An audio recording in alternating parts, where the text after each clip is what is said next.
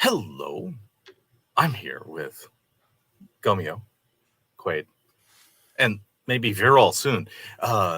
This is Dali. I'm juggling lessons, and you are at the Street Epistemology call-in show. This is where you get to come and talk to us and harass us and take over the room and boss us around. That's acceptable. Ooh, I should. I'm going to kill that. Pardon my technical. So, in the chat there, you'll see a StreamYard link. That is the link to come join us. And I see Veeral. Hello, Veeral. Gomeo and Veeral are new to this show. So either one of you fight over who goes first. Shotgun not. I'm kidding. I discovered street epistemology through Anthony's videos and looking for ways to have better conversations. And thought I'd just jump straight into the deep end. So here I am. Not much else to say, really. Cool. Thank you. Gomeo doesn't yet have a channel for me to boost, but maybe in the future. There are links down there where you can get to Gomeo's writings and Twitter. Veeral, tell me about yourself.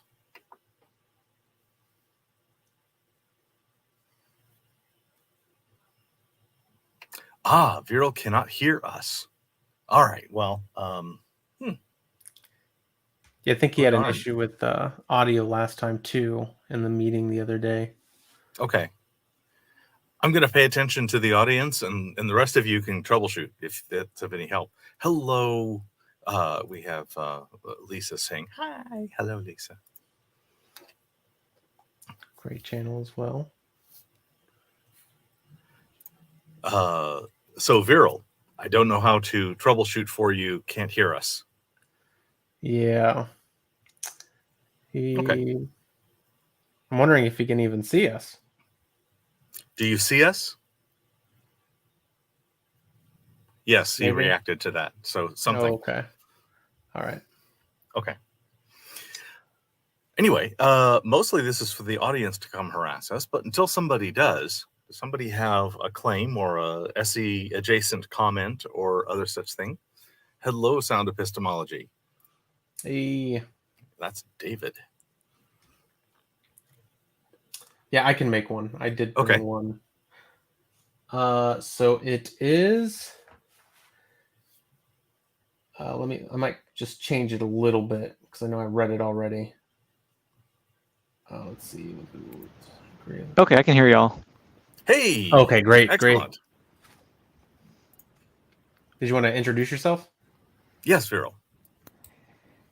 Oh, yeah, sure thing. So my name is Veeral. My YouTube channel is Veeral Videos, and I'm a guy who's really interested in making and then helping people become more reflective in what it is that they believe in, as opposed to being dogmatic and passively believing in something without a good reason. Mm-hmm. Cool. Sounds like most of us. Yep. We have this in common. Is that like an everybody thing, or is that just our club? I have a feeling it's our club because I've been reading the comments on some of Peter's videos, Peter Bogasian. Mm-hmm. And it seems like very few people are interested in seeing people kind of battle with the idea and change their mind.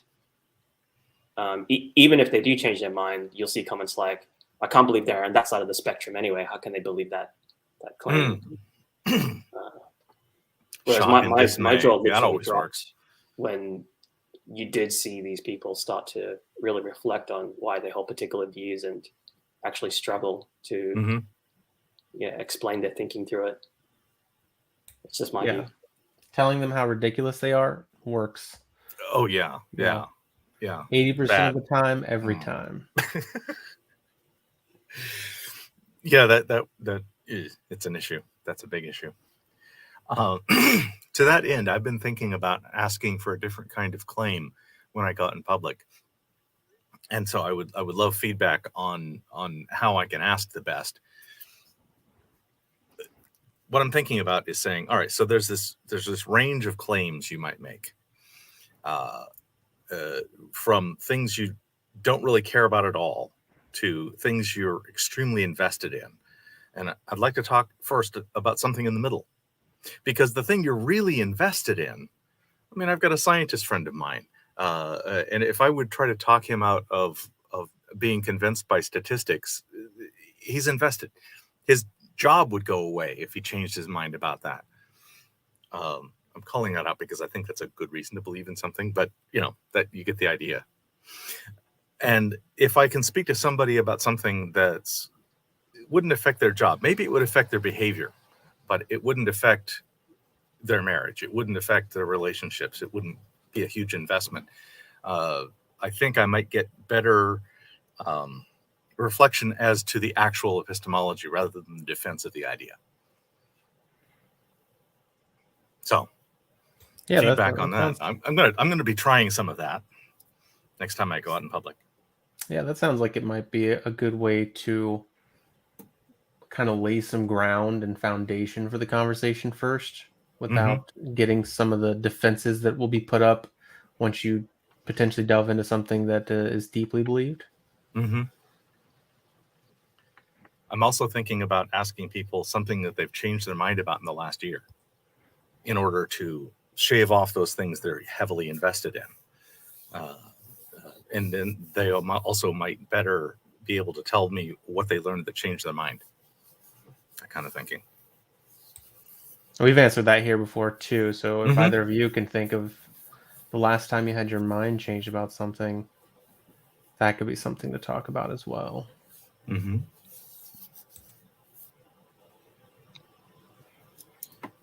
Yeah, I mean, for me, there's heaps of examples in the last few months where I've had my mind changed. I used to think that we should spend less on military/defense, and now I think we should spend more.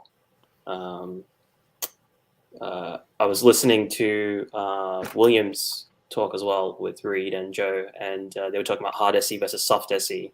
And I think I've had my mind changed that soft SE is more effective than hard SE based on that discussion. Have you changed to that or from that position?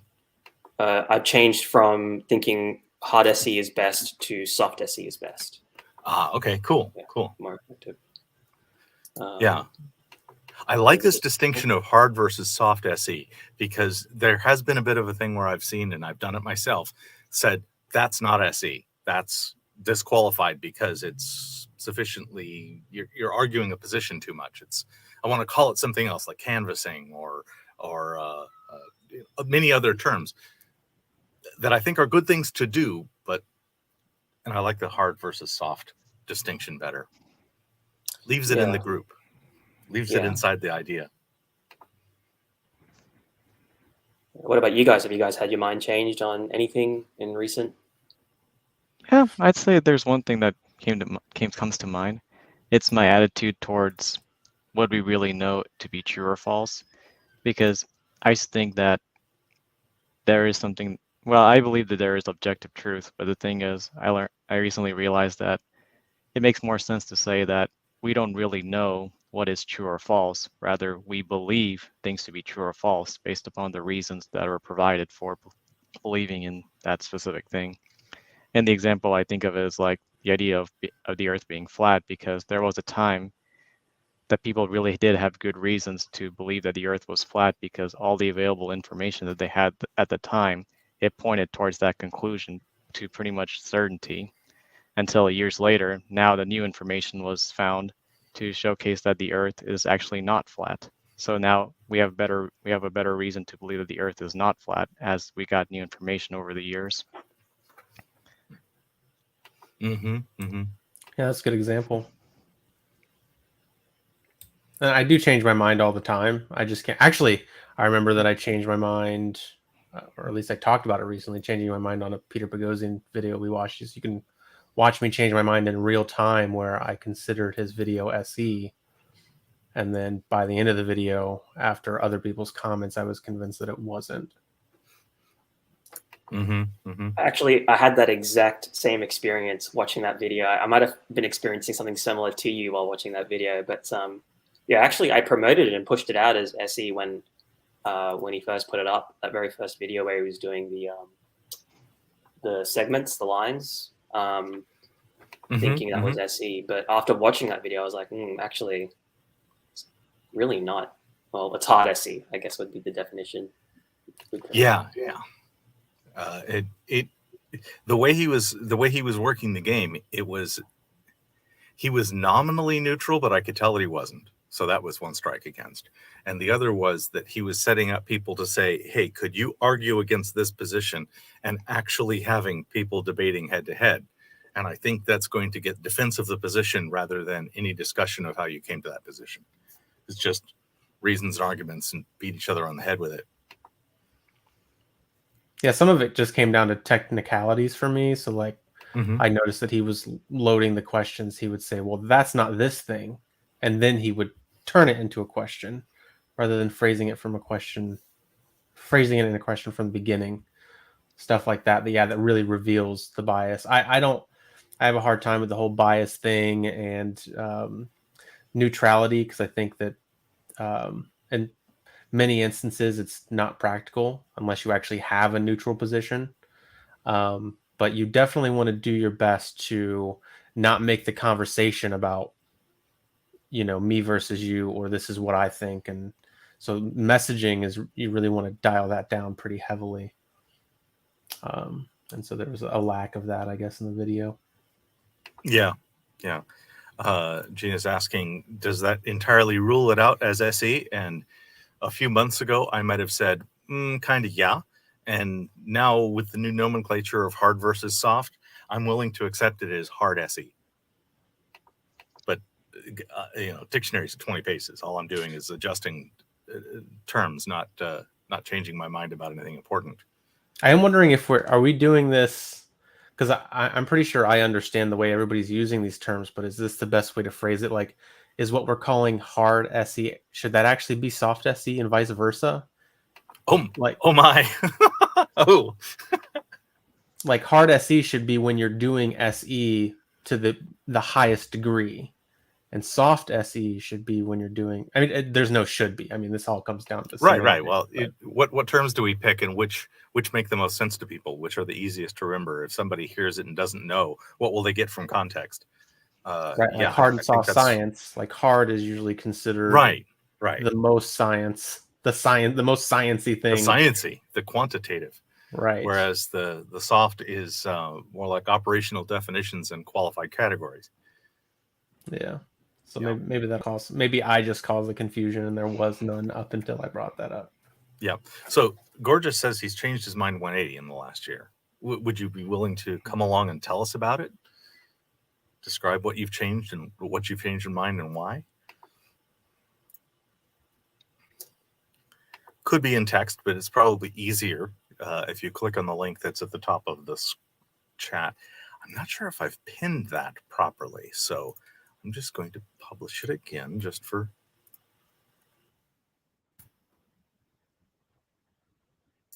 Just on the topic of hard versus soft SE, I thought I'd add, I do have some concerns about lumping hard. Well, I don't know how we're defining it anymore. Just lumping whatever hard SE is into SE in general, because I feel like there might be an inclination for people to see that and say, I have no interest in doing that, but not actually having seen what really effective SE does. You know what I mean? So from that point of view, I'm inclined to not lump it into SE at all. But I realize I'm speaking blasphemy because we are talking about the godfather of street epistemology practice, so to speak. If we can't question our authorities, no one can. True. Good point. Yeah, indeed. Okay, so we don't get Gorgeous Roddy today. All right, fine. Jules has said there is evidence for the flat Earth, and follows it up with, have you studied it on your own and have you worked the numbers? I personally can say, yes. Yes, I've studied it on my own. I was an amateur astronomer as a teenager, and I'm very much into space and rockets. I play a lot of Kerbal, and I can do rocket science on paper. Yes, I've worked the numbers, and I am firmly convinced that the heliocentric model is closer to the truth. Yeah, that's also same thing for me. Yeah, and I would agree that there is a lot of evidence about in favor of the flat Earth. If I look out and without any further checking or testing, it looks darn flat, and that is evidence. And I have evidence that it's not moving. Supersedes it for me. Yeah, there's also a lot of evidence that we're not moving. You know, we certainly don't feel like it. So see, drop straight down. Yep. Yeah, I have my camera oriented that way conveniently. Yeah. How did I verify the numbers? It would depend on which numbers. I think the easiest verification is the one where if I have one of the more simple telescopes has an axis that points right along the same axis as the planet. So I'm sorry, north is that way for me. So it would point that way. And if I look at the angle of that axis, when I have my telescope properly aligned and tracking stars, it's exactly my latitude on the map. And by my way of thinking, it's the only way that I have to be on a sphere or spheroid to for that to work. Yeah, I found that like one of the more compelling arguments is if you just take a video camera and a telescope and you go to the northernmost point and you take a video of the stars, they're going to rotate in different directions, and you can see the differences once you are at different points on the Earth. And that does seem to indicate that we're watching the stars on a globe or some type of globe, an oblate spheroid or whatever. Yeah. Also, an unmoving Earth would not allow me to see all the stars if I start on the equator, and I can measure the distance between the stars, and it turns out what I'm looking at is a sphere with no breaks, stuff like that. I think Professor Dave did a really good job in a debate with apart from the Professor Dave is the lack hard. of rapport. Hard. Yeah. I really enjoy watching Professor Dave. Yeah. Get something out of my system. But he did a really good job of showing that and making that argument that if you're looking at the stars at different locations, that's a pretty good way to verify pretty much easily that you're on a spheroid object.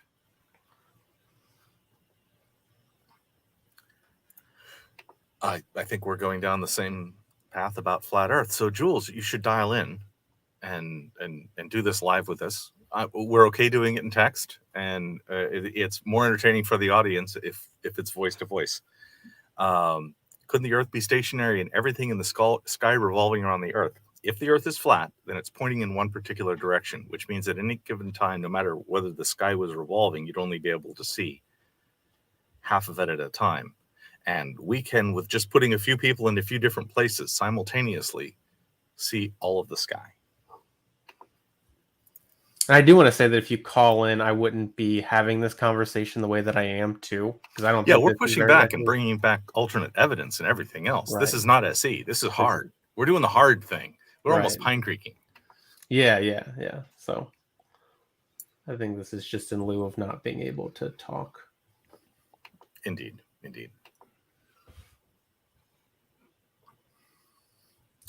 Well, if he doesn't call in, I want to give up a claim because I'd like to go for it. Be torn to shreds. So, okay. So, yeah, and I didn't need to reword it, so that's good. If experts, if near all experts agree on something in their field of expertise, we are more likely to be correct if we agree with them than if we agree with the group of non-experts or try to derive our own conclusions. And here expertise involves having a PhD, actively publishing in your field, and having got your credentials from accredited universities. Okay, so a collection of, I'm just paraphrasing to make sure I fully got it. A collection of people that have gone through the PhD process, peer reviewing. We can be vague on exactly what that means. Are more likely to be right than anybody outside that group. No, wait, it's not anybody. It's then the amateur outside that group, non-experts in the group. So experts, and also you trying to figure it out as yourself, or trying to figure out on your own as an individual. Mm-hmm. Yeah. Okay. Veeral or Gomeo, would you like to start with this? Do you understand his claim? Do you understand all the terms in it? Could you repeat your claim again, Quayd? Like, yeah, trying to better understand what you were saying. So I might not be saying it the best way, but this is what I wrote down to try to clarify it as much as I could. If near all experts agree on something in their field of expertise, we're more likely to be correct if we agree with them than if we, I'm going to change this just a little bit here, but take an opposing position from a group of non-experts, or if we try to derive a conclusion on our own. I would say that in the absence of any other information, that typically, historically, has been shown to be pretty okay. But as far as, is that a hard and fast rule I'd recommend everyone does? I would say no, because even an expert can be wrong about something, and it's important for an expert or even a non-expert to present the reasoning why they say what they say. So in other words, it's the reasoning that should be the focus as opposed to just someone's credentials by themselves. And also, Carl Sagan's famous line, extraordinary claims require extraordinary evidence. If the claim is really extraordinary, then it's important for someone to provide the extraordinary evidence for that claim, regardless if they're an expert or a non-expert. Okay. So, Quayd, I'm going to put you off to the side. Hello, Jules. Welcome. Hi, thanks for having me. Yes, Thank you. Can you hear me? Yes. Yep. Okay, cool. I just found Dr. Boghossian yesterday. I don't know how he got recommended to me, but then I looked up street epistemology. I found your thing. And one of the first comments was, and I'm not attacking anybody, and I'm trying to be respectful. I just felt it was maybe being a little bit dismissive of the concept of flat Earth, and everybody just seemed to agree with it.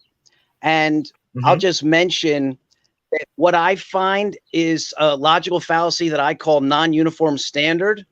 I feel that people apply one standard to, let's say in this case, flat Earth. Well, they'll tend to believe what they hear, whether it be school, whether it be NASA, whether it be the news. But then when it comes to maybe evidence for God, they have a very strict set of standards. So when I apply the standard to everything, I just notice that NASA does have a lot of holes in their stories. And whenever I have argued the point, when I've worked their numbers and like the spin of the Earth, the rotation, the speed, all of that, they do tend to, whoever you talk to does tend to give a different equation with different numbers. And that is troubling to me, that if the science was settled, if we knew the Earth was a globe that was spinning, and it seems to me that there would be much more consensus and it would be easier to prove. And my final point is, when people do make videos with these cameras, with the zoom lenses, which show way off into the distance things that the Earth's curve shouldn't allow us to see according to the numbers that they give, these people are mocked and dismissed. And I don't necessarily call myself a flat earther because I don't really care, but I do think it's strange that so many people are dismissive of the idea that the Earth could possibly be flat when it does feel flat. It doesn't feel like we're moving. That seems logical. And I haven't seen overwhelming evidence to disprove that. So I don't know why we don't start from the idea of the Earth is not moving. It is flat. and let people try to prove the opposite, because when we look at what they say, it tends to not always, it doesn't make sense to me. That's my position. I thank you for letting me speak. Sure. I'm trying to see if I can come down to one claim that we can do SE on within all of that. And it seems the central claim is that many people have a wildly varying standard for who they will trust, what authorities they will trust, what data they will accept. Is that correct? I think so. Okay. How could I measure that? How could I, could we find an example, and I'm happy to be a guinea pig, and maybe the others are too, of something where I'd like you to find my standard on a whole bunch of topics and see if we can find something different. Because if I've got a bad standard, that's the place I want to start. Okay. Why do you why do you believe the Earth is moving? I think I see it moving. I think I see it moving. I'll admit, I've never heard that. I've never heard. Interesting. Yeah, I've observed it moving, like indirectly, not directly, but indirectly. I've observed it moving. As far as I understand, in terms of the math, if we're going to like send satellites out into space, that they have to accommodate for the movement of the Earth. So these things are accommodated for in a lot of math when it comes to any type of flight or any type of any type of satellites, anything that we're trying to send into orbit. Okay, let's stick with you feel or think or see the Earth is moving. Can you just, like, I don't see it. So can you explain that to me? Because I'm very confused by that. I look at things that are very far away, and I see some things are a lot farther away than other things.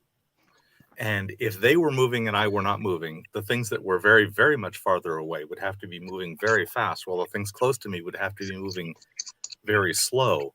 And they'd have to be tied together in relative motion, something like that. Whereas when I see things spinning down a drain, I know this is an analogy, the things on the inside move very much faster than the things on the outside. So when I look at something really, really far away, it's easy to see that thing as being still or mostly still. And then that means I'm rotating.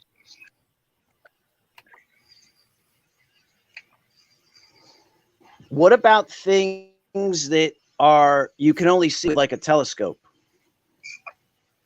Okay. I've built my own telescope, so yes, I'm very familiar with those. So they're still, and the things that you can see with your naked eye are still. Wouldn't there be a difference?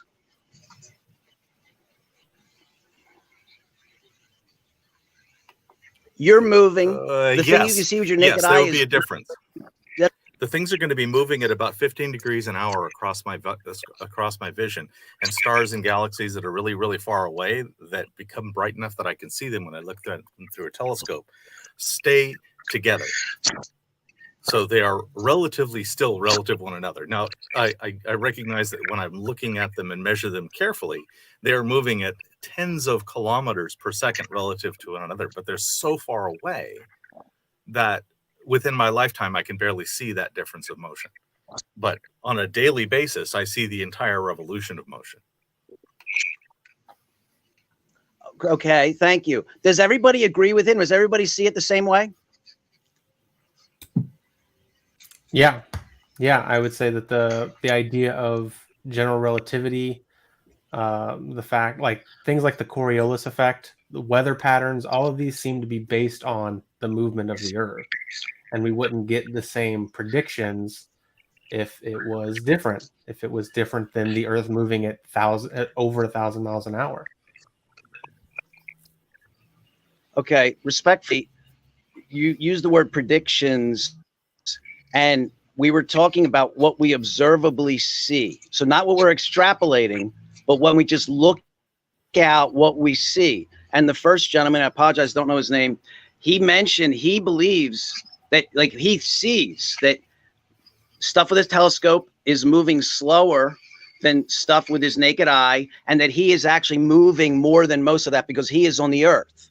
So do you see it exactly like him? Because when you described it, you described something very different. He didn't mention extrapolations or anything like that. You did, so I'm confused. Well, I wouldn't put it the way that he put it, but I am still going based off of observable evidence. Yes. So that is the exact same. Okay, here's the problem. I'm coming into this. I'm new to this. So, but he did not say what you're saying. So when you say you're in essence saying the same thing, I'm not here. Okay, the first gentleman, what he said, yes. Are you agreeing with what he said? Is he saying the same thing as you? We're not saying that. I do agree with him. No, we're not saying the same things. Okay. Could you tell me where we are different? And I think I may have misspoke when I'm talking about the telescope thing. I mean that it moves, the sky moves at the same speed. And when I'm zoomed in on a telescope, because of magnification, it'll cross the field of view much more quickly. If I don't have the clock drive on the telescope and I have it set to a high magnification, a star can cross my field of view in literally just seconds. If I don't have the telescope on a clock to follow the motion. Okay, going back to like the first thing you said, if you're standing in nature and you see a tree off in the distance, do you feel that you are standing on a stationary plane, or do you feel that the earth is moving and the tree is moving? How do you describe that? What's going on? I would say, yeah, it feels like we're not moving. Yeah, so I think I can't detect by feel, meaning touch, kind of feel the motion. I only see it. That's what I mean. That's where I'm confused. Like, to me, it feels like we're not moving and it looks like we're not moving, and I don't see any movement.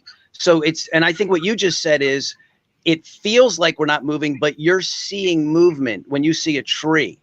Is that correct? Yeah. So it would be like, I'm sorry not to take this from Dali, but if you got on a train and that train had no friction and you were on it, you could play a pretty perfect game of pool on that train as long as the speed didn't change. And so it wouldn't feel like you were moving.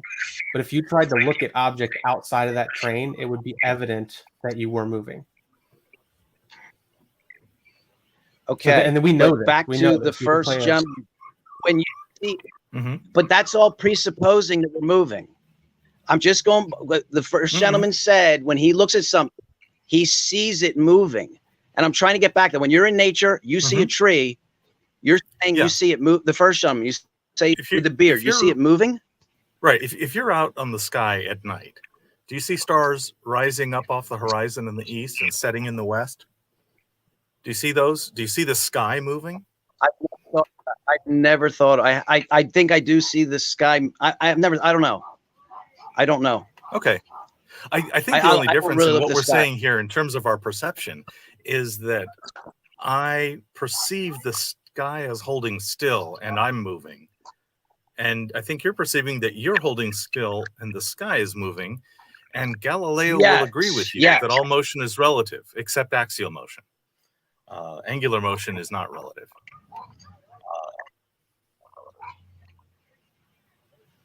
Okay, so we can put the tree part on the side. Why you think that we're moving? You don't think the sky's moving, but if it looks like the sky is moving and it feels like we're still, why do you believe that it's the opposite, that the sky is actually not moving and that we're moving? My model of physics allows kind of either one. And then if I extrapolate the meaning of the laws of physics on the motion, it means anything farther than pi divided by a day or something like that away would have to be moving faster than the speed of light. I mean, in terms of light distance, a star would have to be a lot closer than the closest star we know about in order to be moving at less than the speed of light and get around us in 24 hours. Even the farthest planets in our solar system would have to be moving faster than the speed of light to revolve around us in a day. So if I buy that nothing can go faster than the speed of light, I absolutely have to choose that we are rotating and the sky is holding still.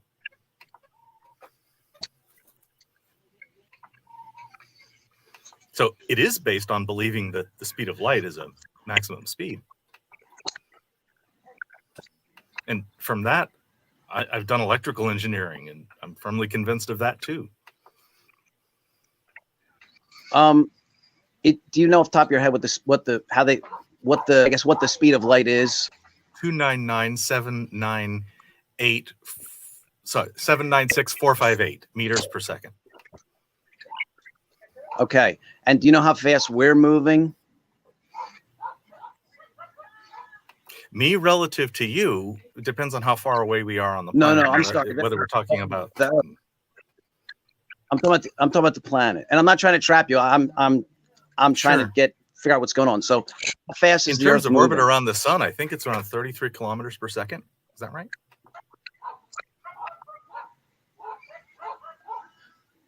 Okay, and then how fast is about 100,000, about 10,000th of the speed of light? How fast is the Earth spinning? About 4 minutes, less than 24 hours. It takes a 360-degree circle.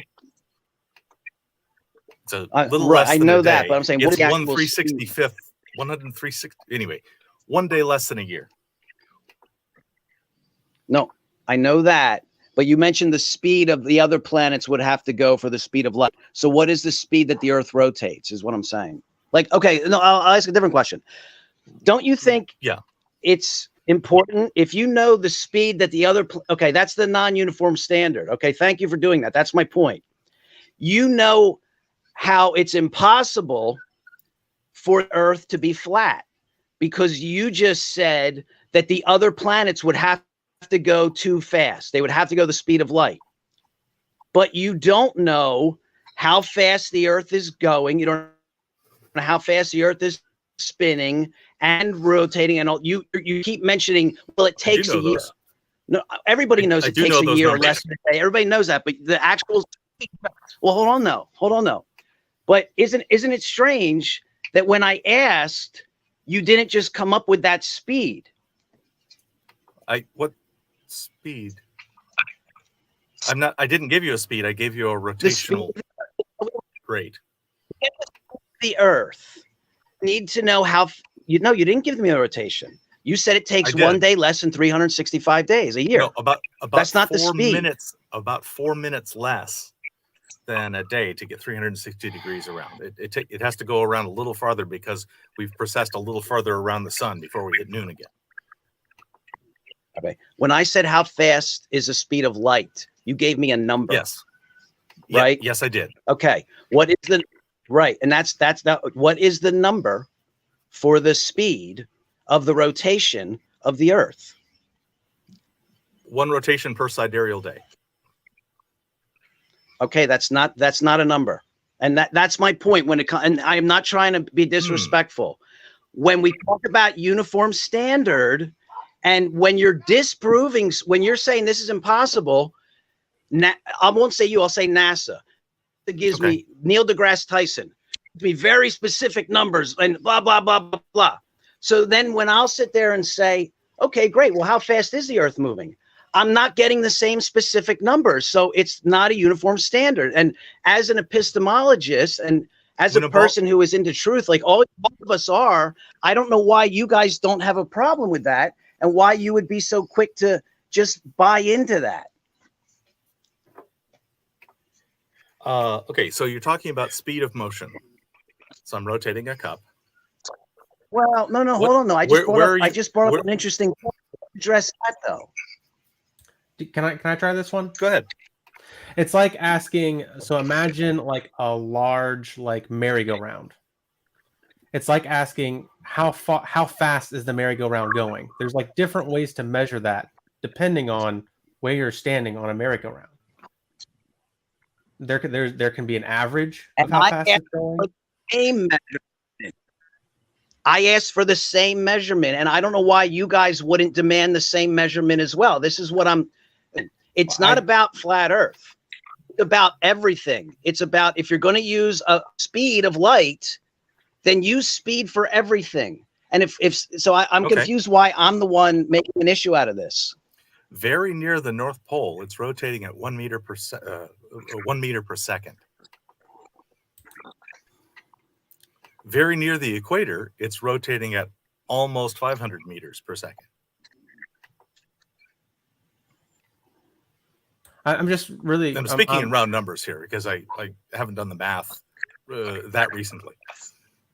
Jules, do you think I was unfair to bring up the merry-go-round scenario? I'm just wondering if that's how you feel. If I was unfair to bring that up as an example where... The word unfair. Here's my thoughts on it. Whenever someone has to use an example to define their position, I wonder why they can't just make a claim and defend it. And that happened. See, I feel that in the last 20 years, debate has really gone downhill. And I think not this show, but most internet. Okay, we haven't been around. You guys brought up years. You mentioned the Professor Dave and Dave Weiss debate. I wrote in their comment section, I said, I'm 15 minutes in, nobody's made an argument. And then I wrote, I'm 20 or 30 minutes in, nobody's made an argument. They're just yelling at each other. Nobody's making a claim and actually showing evidence. And Professor Dave attacked me twice in the comment section. His fans started attacking. I kept to my position. I numbered all my claims. And I said, fine, you don't like me? Point out what number I wrote is wrong and tell me why it's wrong. And the last time I checked, nobody has touched that ever since that debate. So my point is, I wonder why when people, it just seems to me, people want their opinion, they want to back it up, and they find a lot of reasons to disagree with the other person, but they're not really challenging themselves. So what I'll say is respectfully, so I want you to challenge me on your claim. A different way? Wait, what? I'm sorry. I want you to challenge me on your claim. We've talked about one aspect of my and our epistemology about flat Earth. Could you ask us about something other than flat Earth and see if you can find an inconsistency in the way we are handling data? Because that was your claim, that we are being inconsistent in how we handle claims. So maybe ask us a question outside of flat Earth. See if we're consistent. Okay. Well, hold on a second. I said people. I didn't say you guys. I said this is my first time watching. And I just mentioned... There's only four of us to work from, so we got to start somewhere. Okay, but in the spirit of just talking, I didn't come in here like accusing you guys. I don't know. Is that fair? I've said in general people have done that. Is that fair? I'm sorry, you said yes? Claim, and we can only test with ourselves. Yeah, no problem with that. Also, this is really good skin thickening practice for us, so it's also appreciated. Okay, well, I want to answer what you just said, but did I say anything that was beneficial? Do you get anything out of what I said? A different way of looking at it or anything? And if so, can you tell me what that was? The benefit I'm getting from hearing your position is understanding how you see it, how you think about it, and trying to understand your perspective and see if I can try it on and use it. Because if I find an epistemology that works, I want to adopt it. Yeah, and I would actually say too that we're in complete agreement that there are huge issues when it comes to double standards in examining somebody else's claim versus claims that we have. And we need to try to close that gap. We need to try to make a set of rules and follow those rules in examination no matter what, and to be fair and consistent about it.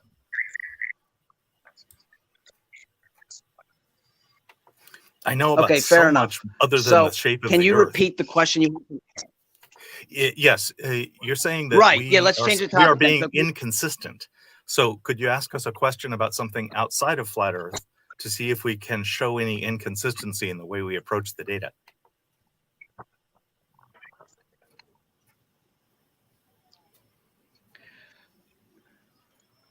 Okay, I will.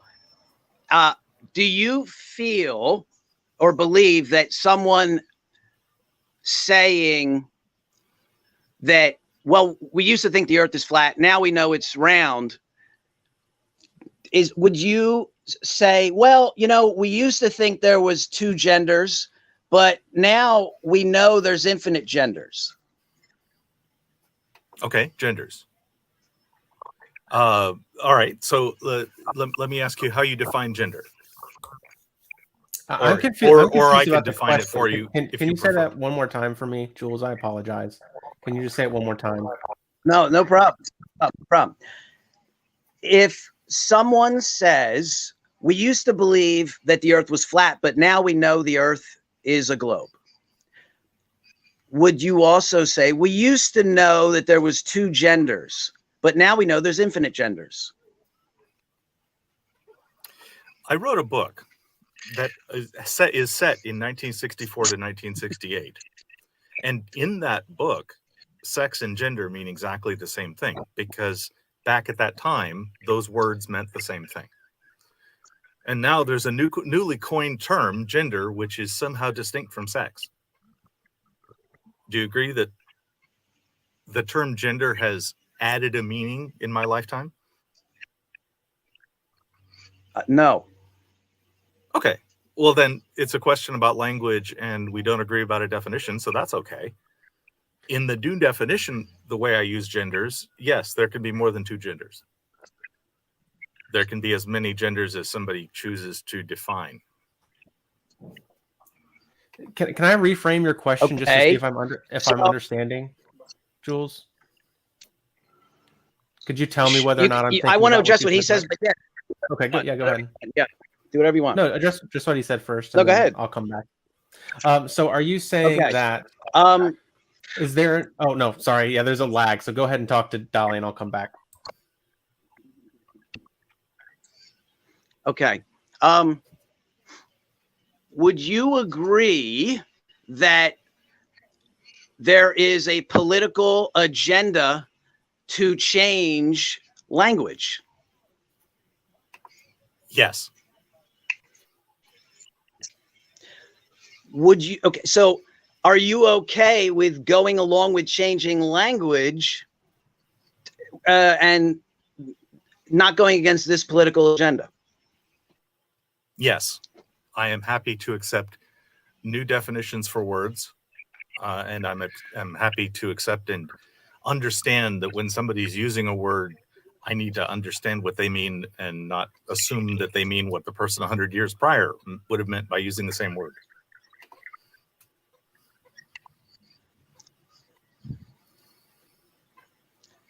How do you separate the truth from the political agenda? I think some people's epistemology says that truth is that which supports my political agenda. I don't personally agree with that one. I don't follow that epistemology very well. I tend to not call that truth. But if somebody's using a definition of a term, a word, I think words are malleable, and I'm happy to understand what they mean by it. So I'm not in defense of words never changing their meaning. Sorry. Ask the question again. Let me see if I can address it more directly. Yeah, you're moving the goalpost. I'm under the assumption we're all and I'm not saying you're dishonest, but I'm under the assumption when I ask, we're all honest men seeking the truth. I don't come into this thinking I need to explain and define what a man is, because I look here and I believe everybody here is a man. And that is me standing up to the political establishment trying to weaponize words. And I do not go along with that. So my point is, when I say, how do you separate the politicization from the truth, I would really like for you to answer that. How do I separate the politicization? Okay, I don't say that somebody's political opinion is truth. Some people might say, this is my truth, and so forth. And for myself, I don't use the word truth for a political opinion. I might say, I truly think this is a good idea, or I'd like us to adopt these rules. I think it's better for society. But I'm not saying this is absolute truth. I'm not saying democracy is truth or something like that. I hold truth for things I can count, I can categorize, and I can discern.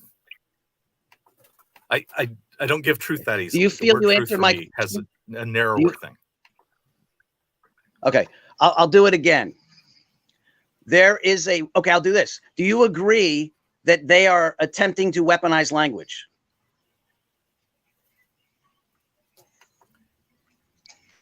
I'm not sure if weaponize. I agree that they are trying to change language by adding a meaning.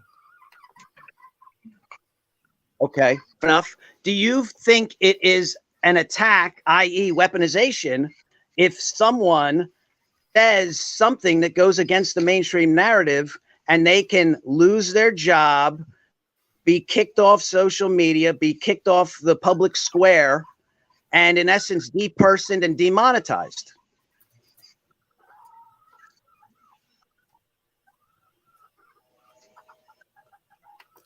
Could you ask that again? The first part of the question, the second part clanged in my head, and I didn't figure that out. Okay.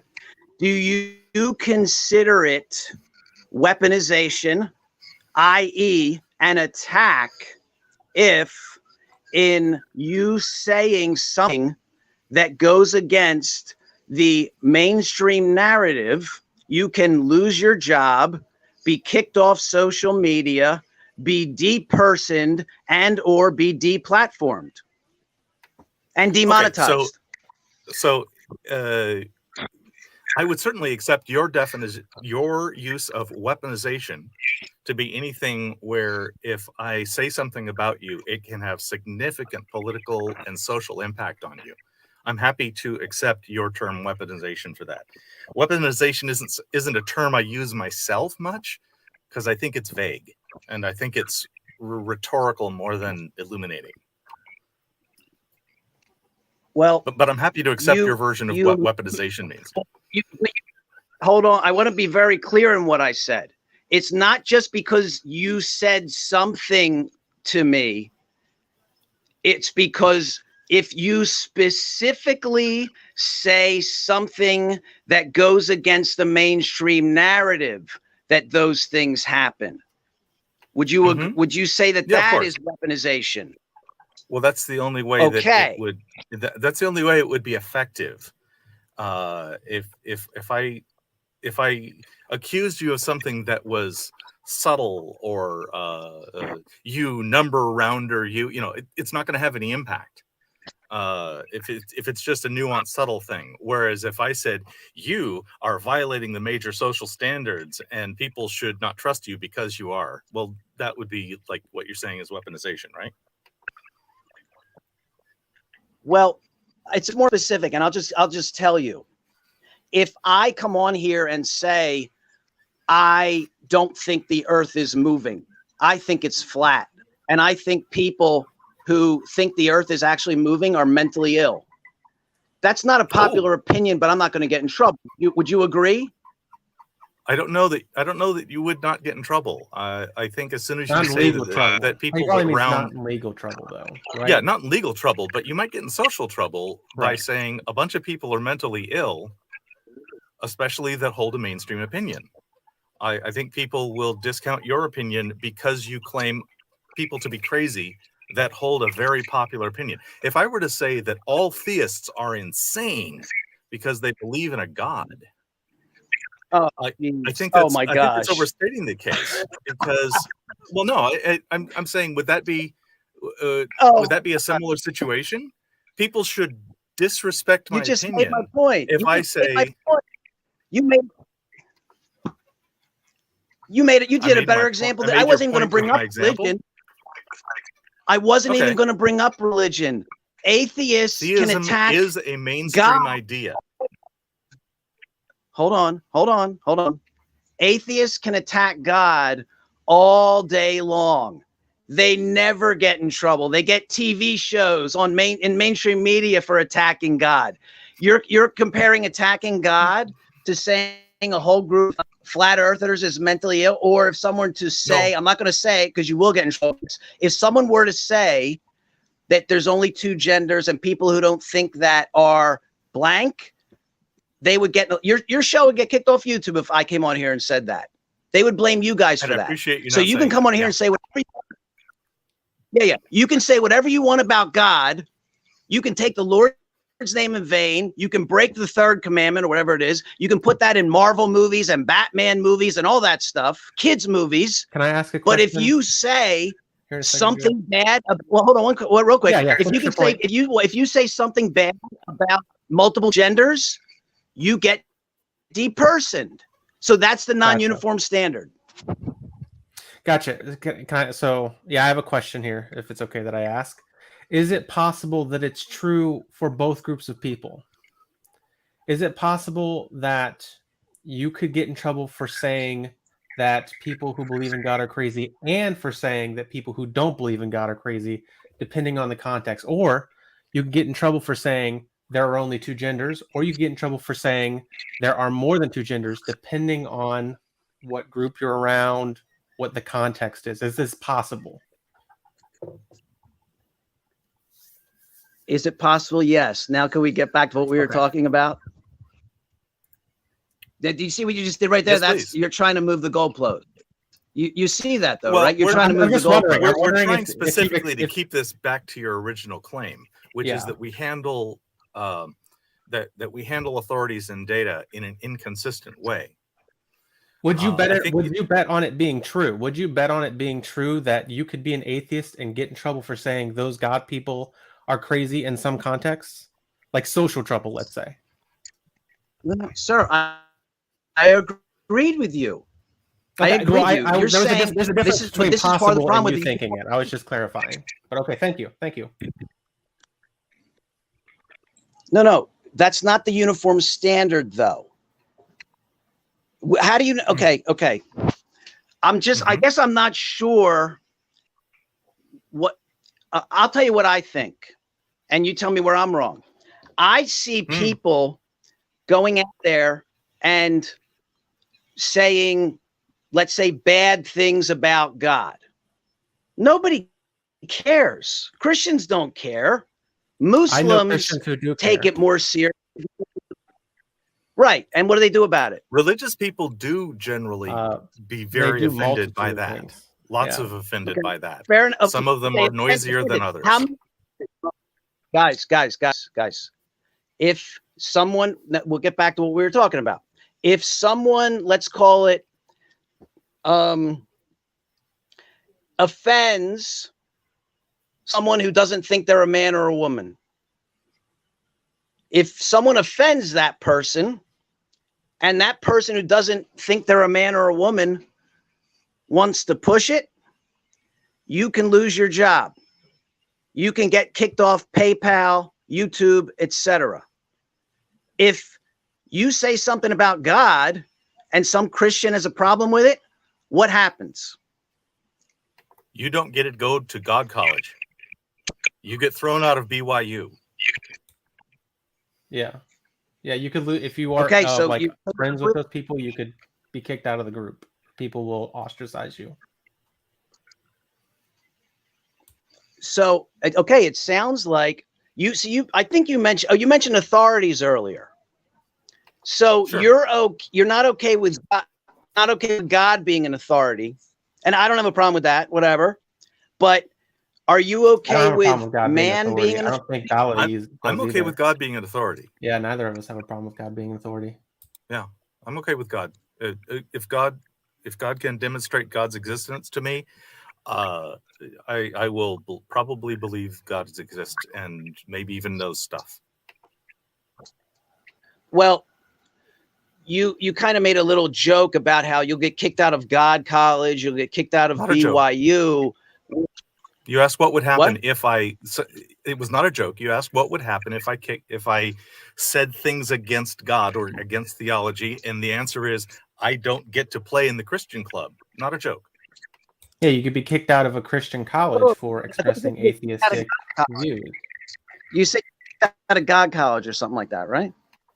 Right, theist college. Yeah, theist college. Christian colleges or religious colleges or religious social groups or the clergy or God club. See what you do? You're moving the goalposts. I'm keeping it focused on what we're talking about. We're 4 men talking. We're not in college, so college can't do anything to us. We're 4 guys talking, but we're on YouTube. YouTube can kick you guys off. I don't actually think you're keeping the focus. I think I'm failing to keep the focus. Let me try again. Please go back to your go back to your claim that we are handling data inconsistently. And let's go for another example. The first example, we talked about physics, the flat earth. The second example, we talked about the use of language, which very different magisterium. Could you give me an example that is like in physics or use of language that's different than those examples so we could maybe find some inconsistency? I don't think that I should be consistent in how I handle data about language and measurement.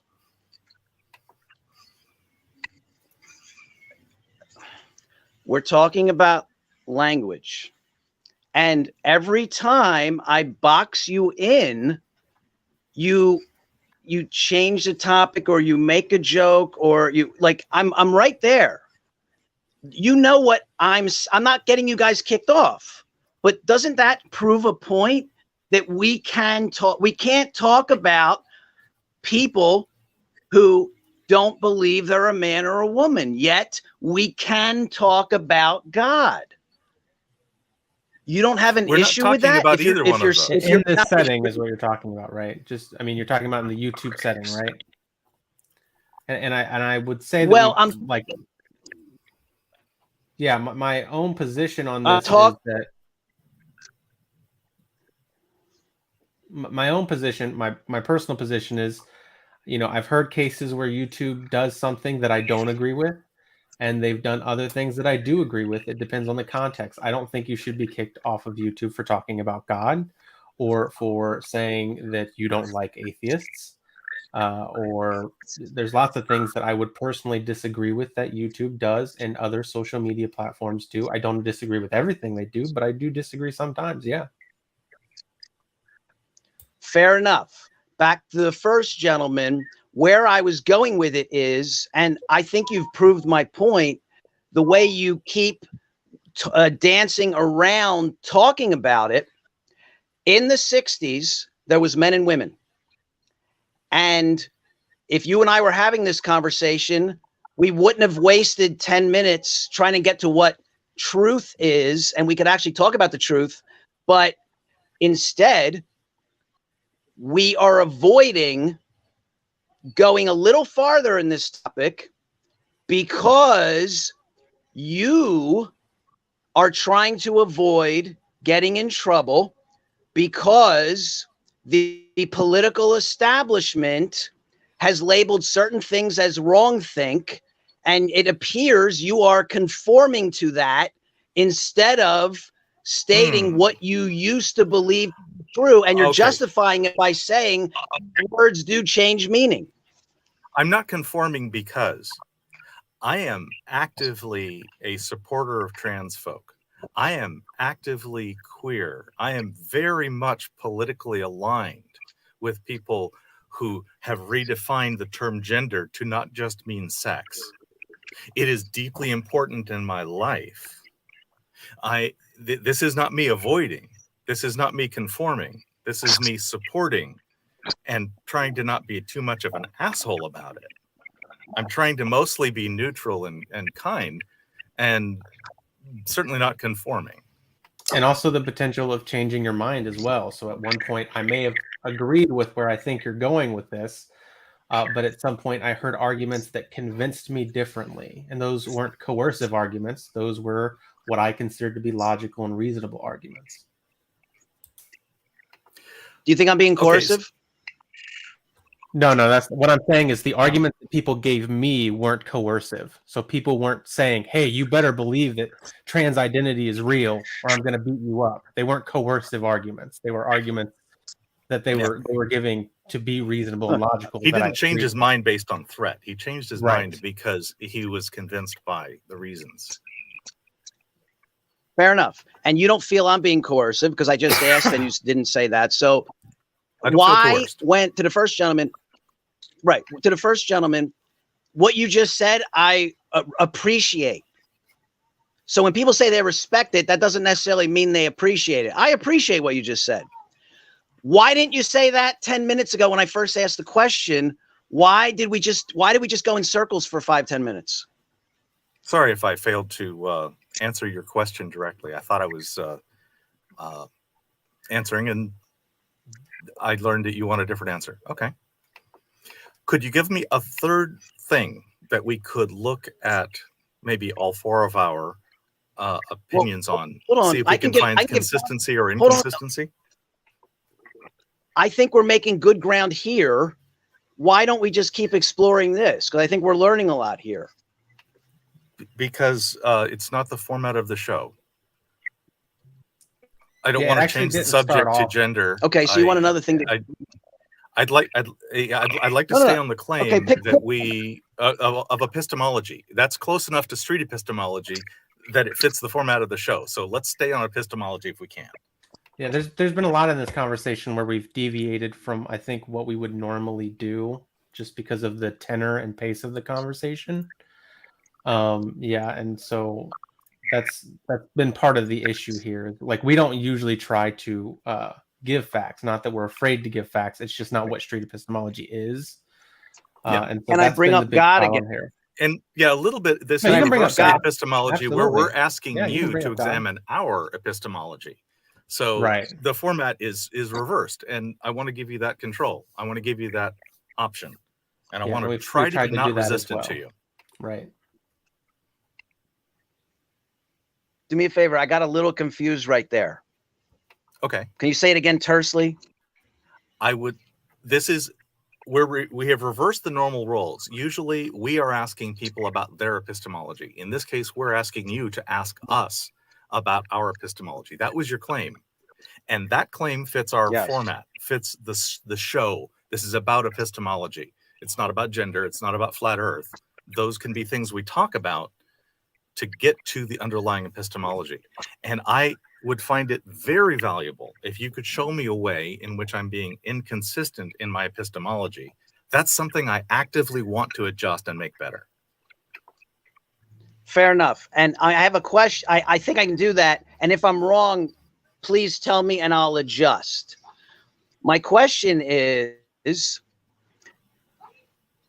in general, there's like a very, there's a lot of politicization now that a lot of people are afraid to express what they really believe. And that is bad for the free exchange of ideas, and it's going in a bad direction. So do you Honesty is much hurt by polarization. Agreed. Yes. So do you feel that you are unable to go there in your thoughts? Do you think you're held back because of your political beliefs? Is that in line with what you were talking about? Or if not, I'll change it. Do you mean held back from expressing myself, where I would fail to be willing to say what I honestly think? And is that the held back you mean? Not even just say it. You're not even able to go there in your thoughts because it goes against the mainstream narrative. Oh, I think lots of things that are against the mainstream narrative. So I think I definitely can go there in my thoughts. I might be weird in that. Could I get a Gomeo Veeral to weigh in on that? For everybody, Do you have? Could all of us answer that same question? Yeah, I feel like I can think about things in my head. I don't think it stops me from being able to critically go against the mainstream narrative. But yeah, I think internally I do that. Whether I can express it online, I think I see where you're going, but Right. Veeral? I'm right where Gomeo's at. Yeah, same here. I also feel that I do want to express how I actually feel about certain things, but sometimes there's a voice in the back of my head that tells me if I do that, there could be potential consequences for me being very honest. But what about in terms of your thoughts, Veeral? Do you feel afraid to think things? No, not at all. I don't feel afraid to think things because what goes on in my brain, that's personal, and that's not going to affect anybody unless anybody has ESP, which I'm not aware of. Okay, so, and if this is going in a weird direction, please stop me. If we all agree that there is a political agenda to corral people's thinking, do we have, if we're going to say we're for the truth, and when we're looking at ourselves in the mirror and our lives are about truth, do we have an obligation to stand up against that narrative? Yeah. I'm pretty sure yes. Can you repeat it one more time just to make sure I do understand you? Yeah, sure. If we all agree that there is a political agenda to corral people into thinking a certain way, if we are committed to the truth, do we have an obligation to go against that political agenda? Yeah, in terms of your use of the word corral, I would say yes, if that's what's being done. First of all, I do agree that is being done to some degree. But what I'm actually trying to say is, what I would actually say is, this to me would be different than trying to get people to understand the truth. So I think that there are attempts for both. There are certainly attempts to try to bully people into certain frames of thought, which I would think is incorrect. But I have no issue with people trying to argue with people in order to get them to change their mind, and also even create spaces where, like, nobody's allowed to come in my house and yell in my face and tell me I'm not a human. Like, that's where I draw the line. So I also don't have a problem with people drawing certain lines, though in public spaces, I do believe we need to be freer to have those difficult conversations where we're disagreeing, and nobody should be trying to bully anybody as long as nobody's threatening anybody or there's no conceivable harm that could be committed. Then we need to be able to have those conversations in public places. Reed brought up an interesting. Okay, and I want to thank you for. Go ahead, Veeral. Go ahead. I was saying Reed brought up a nice point in the chat. He said, "Can a political agenda be aligned with truth?" That's an interesting question. Okay, number one, we can cover that later. Okay. That's kind of taking us off what we're talking about, which is It is. The rest of but us that haven't gentleman answered in your the blue question. shirt. Go ahead. No, go ahead. You were going to ask about Quayd. Quayd's the one with the blue shirt. I'm Dali. That's Gentleman Gomeo in the above me, and way down below is Veeral. The gentleman with blue shirt, I think it's Gomeo. He gave it. Would everybody agree? He just gave me a direct answer. I think Quayd, just below me, gave you a direct answer. Right. I have one ready. Yes, I'm okay. biased, and I don't want to yes. push anybody else out of the way. Guys, the Quayd just gave me a direct answer. My point is, we're talking about the uniform standard. So now when we go back to what we talked about before with gender, we banged around for 5 or 10 minutes. We had to define terms. We couldn't get anything organized. But when we talked about this, we got right to a direct answer. So does everybody see the difference in giving a direct answer when we're not afraid of being attacked by the establishment and giving a roundabout answer? No, I think one of the issues is that, like, I know Dali, so what sounds roundabout to you doesn't sound roundabout to me because I know what he's actually saying. I'm famously pedantic. Sorry about that. Yeah, so I think that's one issue that maybe. Well, it's not about being sorry. But Dali has given me going back to the speed of light. When he gave the number for the speed of light, that was an exact number. He wasn't being pedantic. So when I said the uniform standard, sometimes Dali gives specific answers, and sometimes he gets pedantic. And this is not an attack on Dali. This is, I'm finding it interesting. I'm guessing you all are. I think was my answer that's something that comes speed up when per sidereal day pedantic or indirect? It's not as specific as the number you gave. You would agree with that, right? You mean 1 meter per second somewhere near the pole and about 500 meters per second at the equator? In fairness, though, you didn't give me that right away. You gave me that after a while, right? Right, because when you ask about speed of rotation, I give it to you in time it takes to get one rotation. We were talking about the speed of light. And we went over it a bunch of times. It's linear speed. Mm-hmm.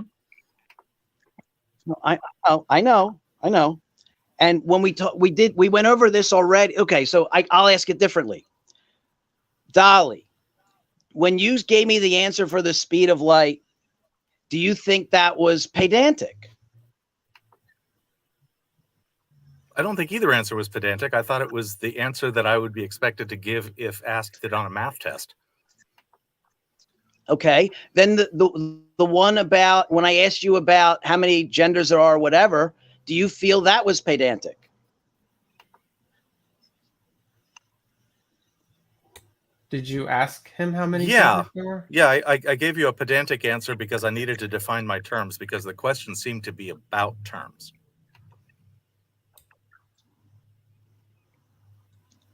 Okay, fair enough. So when we're talking about planets, solar system, all this speed, physics, we kind of just got right into it.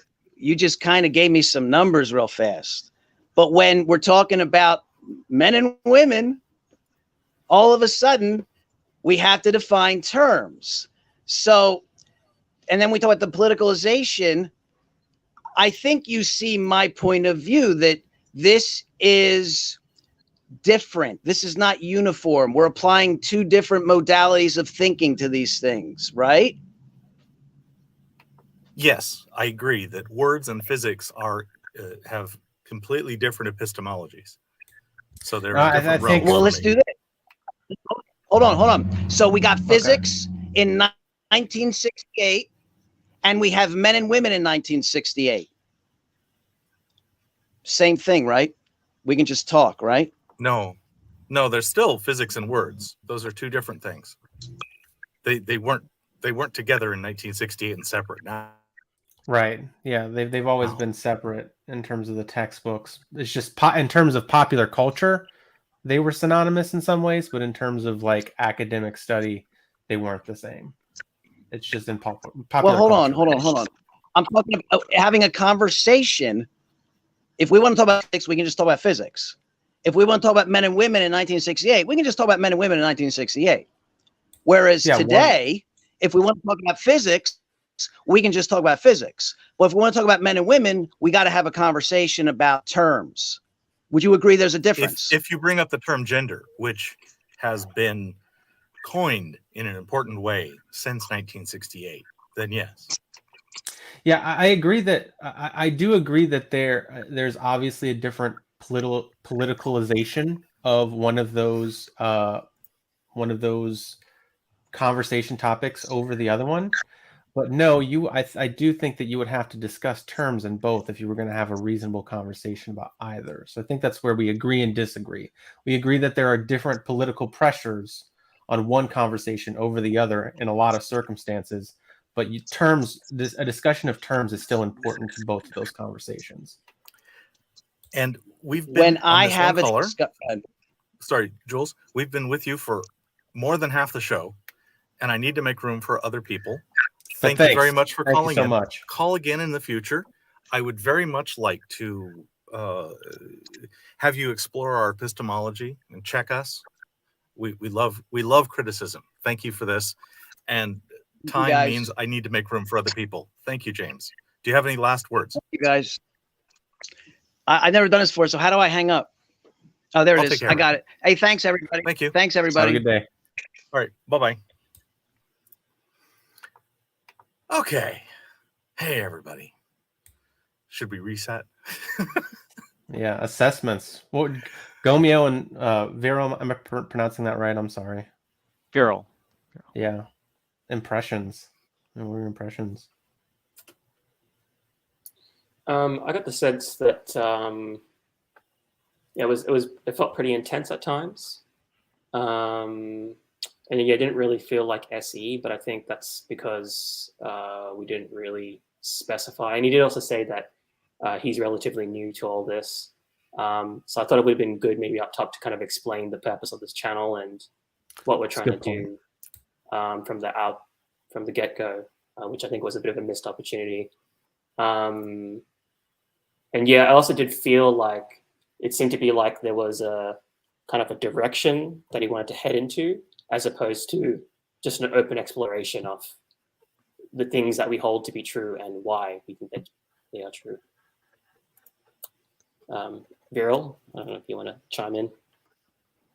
Yeah, I think what I noticed was the issue is that when we talk about physics, it's not, when we talk about typical physical terms, they're not really that ambiguous, and people generally have a agreed upon definition for those terms. But when it comes to gender, it's not that very black and white, put it that way. It's not very agreed upon. So I think the question is, the difference between physics and gender is that gender, it's a bit of a fractured term, whereas the terms in physics, they're very well accepted by everyone. So I think that really was one of the main key differences between those two.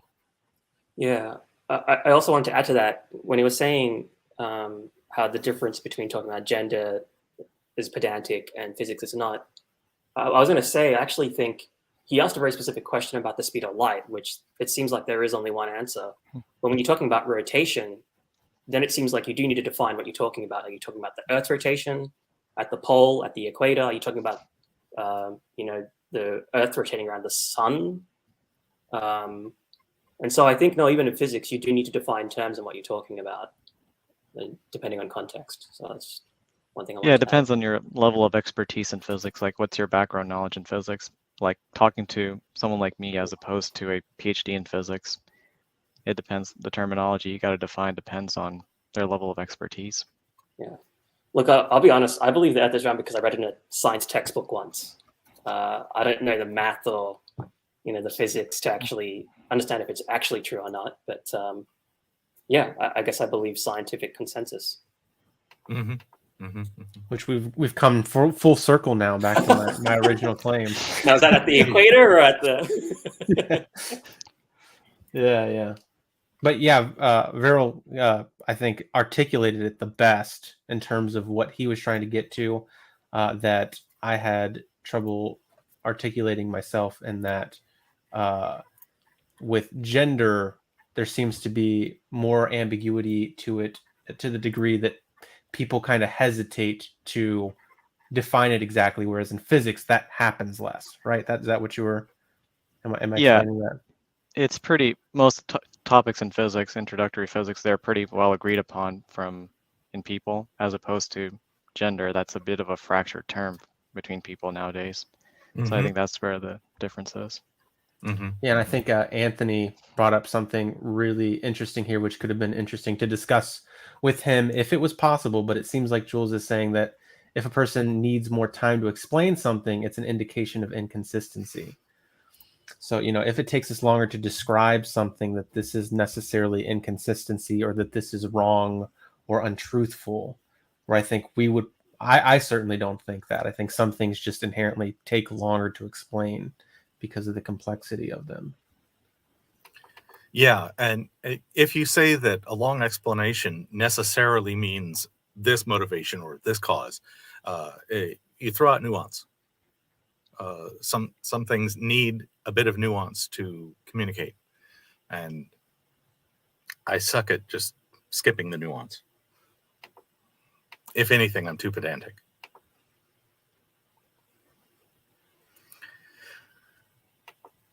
Quayd, yeah, you were you had a thing going on with Gomeo. Yeah, Okay, it could be Quayd interesting and Gomeo. to contrast that last conversation with this one and see how Yes, please. how it goes. I think Veeral was the one that was saying something to me. I think it was Veeral. But fight amongst yourselves. So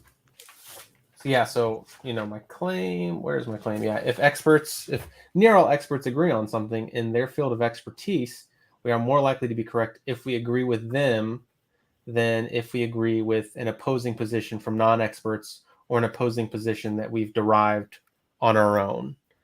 And one thing that I heard you say that I absolutely agree with, Veeral, is that in terms of consulting an expert or maybe even a handful of experts, that's clearly problematic.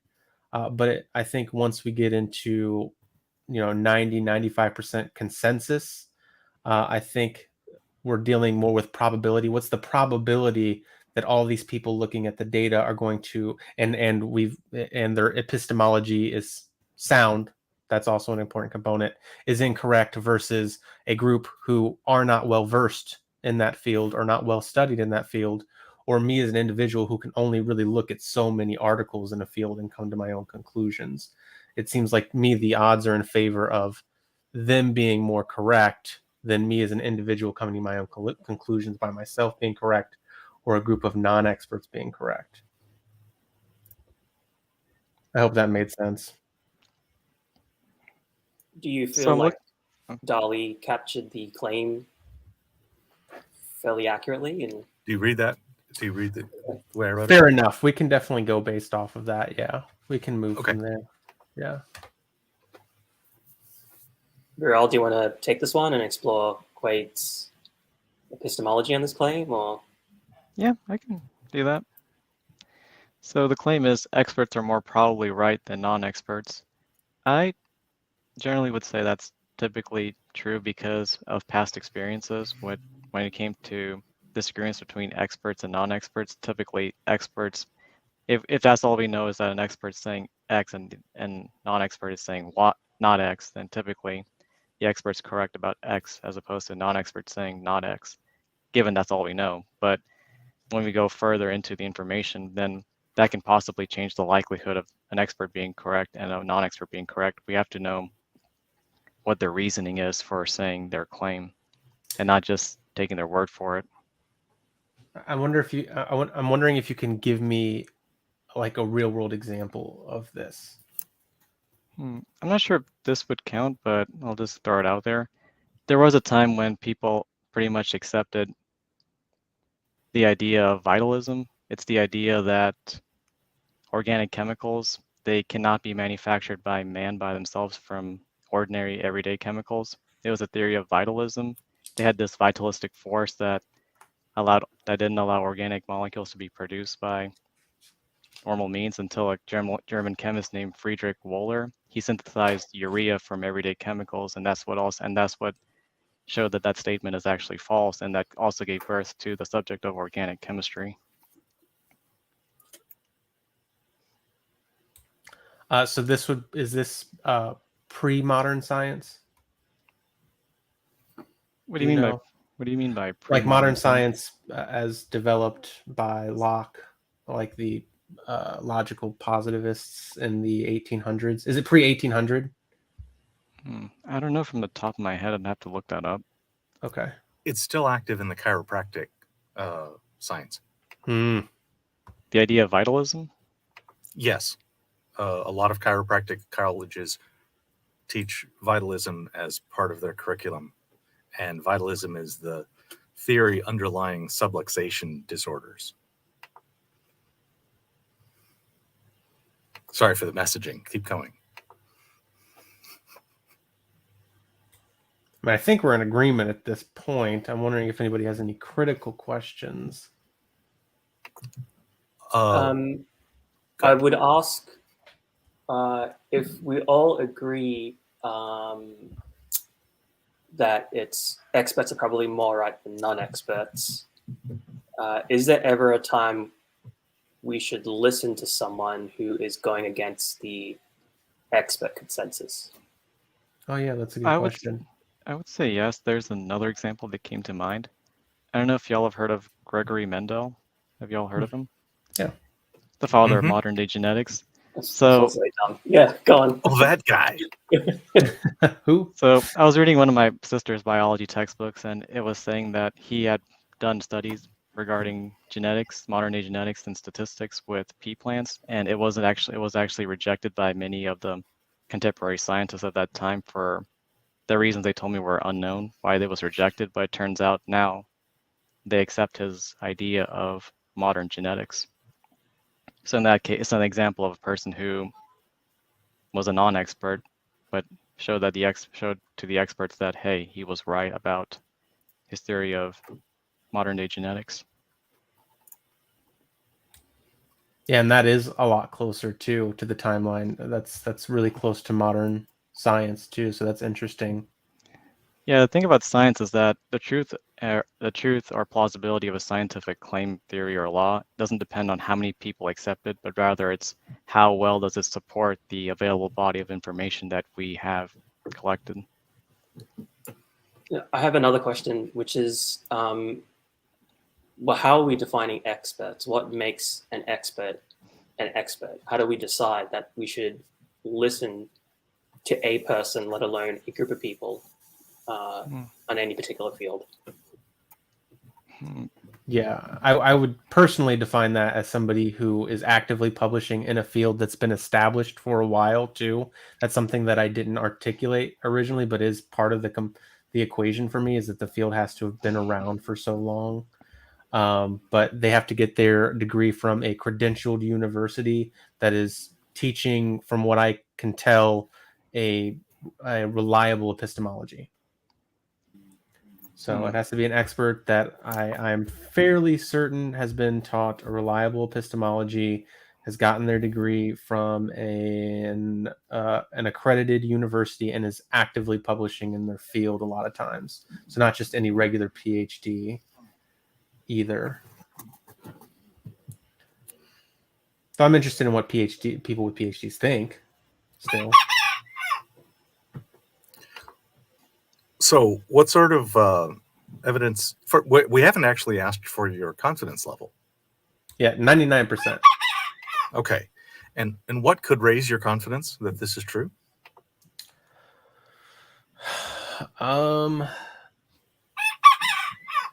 think only future experiences on the matter, like situations in which there's expert consensus in the way that I'm defining expert here, and it just so happens to come to, like, any predictions they make are coming to fruition, so on and so forth. But it's never going to be 100. It's just going to be incremental at that point. What would raise it?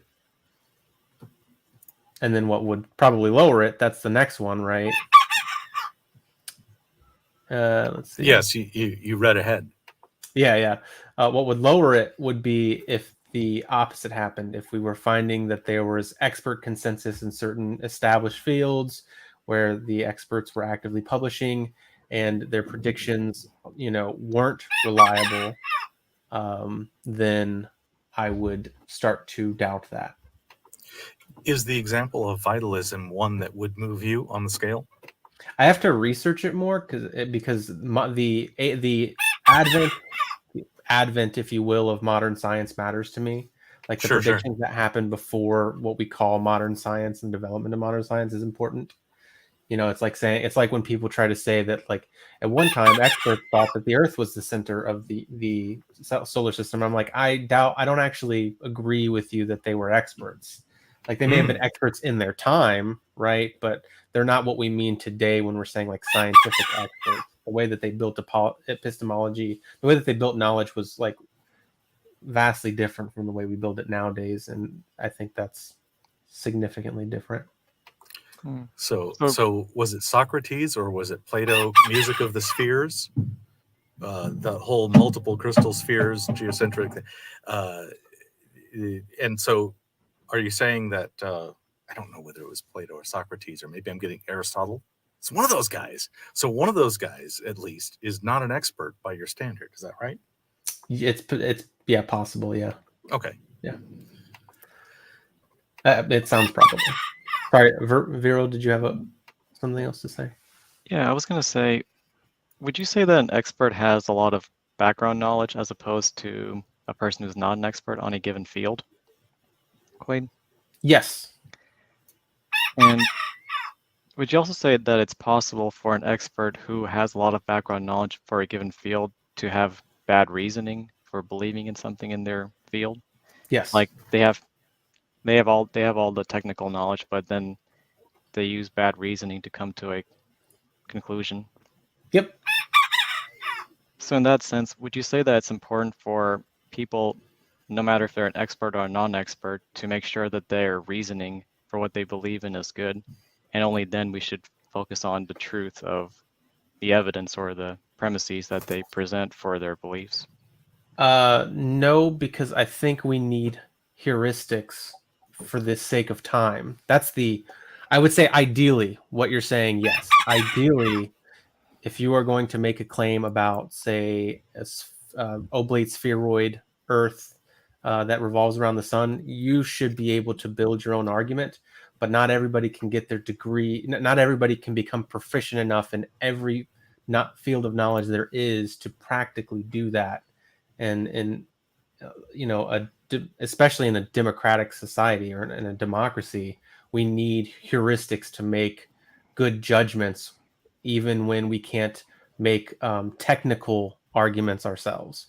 I would still say we can make an argument based off of expert authority, but the technical arguments are obviously better, but that's just not realistic given the fact that everybody has to work 8 hours a day, take care of their kids, clean their house and everything. So if time wasn't an issue, would you then be okay with the technical standard to use that as opposed to heuristics? I would say maybe if humans had more time or lived longer, then I would say that we should be relying more on our ability to make the technical arguments. Yeah, I would say. So it'd be closer. Technical arguments would get us closer to believing in something that's more likely, something to believe in something that's more likely to be true, as opposed to using a heuristic. Say that one more time. I'm sorry. So would you say that using a technical reasoning would help us get closer to believing in more true things as opposed to using heuristics, like likelihood-wise? Yeah, I think I don't want any there may be some confusion about technical, but I think based off the way we're talking about it right now, yes, I would say the technical way is better than the heuristic. Yeah. Is your confidence the same across all fields? Yeah, we were talking about this before the show, so it'll be interesting to see how this shakes out. But for right now, based off of how I said expert, which I'm going to stick to until I figure out I'm wrong, yes. Okay. Is there something you could learn about a field? Just pick any field you like that would lower your confidence about that field separate from other fields. Yes. Could you pick a field and give me an example? I can't pick a field, no, but I can give you a potential example. If I found out, for instance, that there is a field that didn't on some level rely on some form of empiricism, so they didn't believe that their observations were at all useful to building knowledge, or if they thought that they could make observations that were incorrect, then that would start to cause me to doubt how they build epistemology in that field and lower my confidence in the conclusions that have been reached in that field. So what things got you to this conclusion? I guess I'm going to back into this question. Did you always think so? No. When you changed your mind to thinking so, can you tell me something that moved you? Yeah, I think the first example would have been the age of the Earth, realistically. I was a young Earth creationist at one point, and so I didn't trust experts, and I didn't trust expert consensus. Mm-hmm. And I just remember spending literally sleepless nights trying to get to the bottom of this thing. Mm-hmm. And it just took so much time and listening to arguments and counter arguments to really come to the conclusion that experts knew what they were talking about. And then I did the same thing with I've done that same thing with like 10 to 20 other things, to the point where I've just kind of gotten sick of it, and like, because I can only spare so much sleep, to where I just created that heuristic to like move on with my life, I guess. I'm going to tell a little story. When I was young, my father was a preacher mimicking actually quoting Dr. Dino, Hovind. I got very excited, got very happy, investigated the crap out of it, and over that summer, lost huge respect for my father. Anyway, that's just a story. Hopefully that's report useful, because otherwise it's not useful in SE. Please continue. Yeah, I mean, that's all I got. So, okay, thank you for that claim. It seems like the epistemology is one of having learned from a few examples and generalizing to all fields to get your confidence that experts are generally more reliable. So Reed asks, when should this heuristic be switched to some other method of checking? Yeah, I would say again, I'm always on the lookout for this, and there have been examples that have really caused me to think, and I can talk a little bit about those. But again, it would come down to prediction for me. If I knew that there was a prediction that a field had, or certain claims to truth that I couldn't verify myself based off of what I understand of epistemology, I found out that their prediction was incorrect, or that multiple predictions were correct.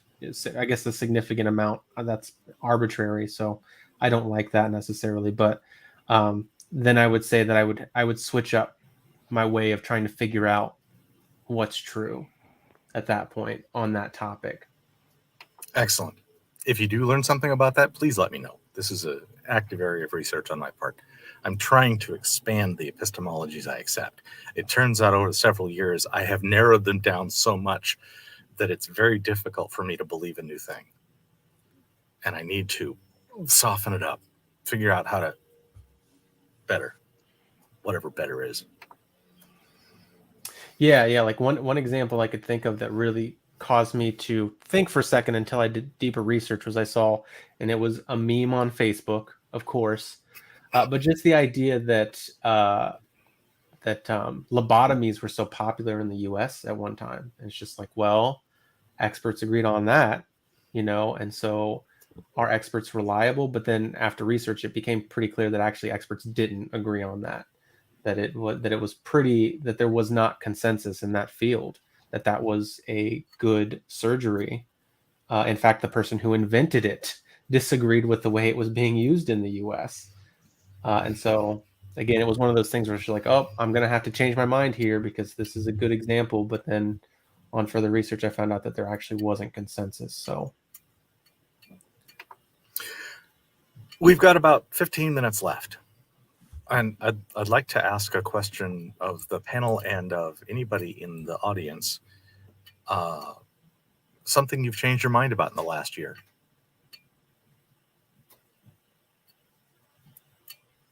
Who can I put on the spot? Who's ready with something that they've changed their mind about in the last year? Oh, I can think of one recently, actually, even more recent than the one that I said before. So this might be good because there's a big debate in epistemology, philosophy, or just the academic fields in general about whether or not science is revolutionary or evolutionary. And I had a pretty strong sense that it was both, and I really had no idea to what degree. But I recently come upon a book that is making me start to think that it is actually, I still think it's revolutionary, but that it is actually still much more so evolutionary than it is revolutionary. Okay, thank you. What caused you to shift in that toward that direction? There's a book. I can't remember the guy's first name, but his last name's Hull, and he was interacting with a lot of Thomas Kuhn's arguments in The Structure of Scientific Revolutions, and Stephen Tolman's counter arguments against it, basically saying it was evolutionary. And there was this back and forth among experts, but his is the most exhaustive, from what I understand, the most exhaustive exploration of the topic to date. And he doesn't even really mention evolution. He mostly talks about it as an revolution. He mostly talks about it as an evolutionary process. So it was the fact that he had so much data about how paradigms change in science that, again, that was just the most exhaustive study. So it was just like, well, then it seems it is pretty strongly evolutionary. Sounds to me like the Stephen Jay Gould punctuated equilibrium contact idea being applied to science in general. That's cool. Peter W. has finalized his opinion that he doesn't like mangoes and decided they won't try them again.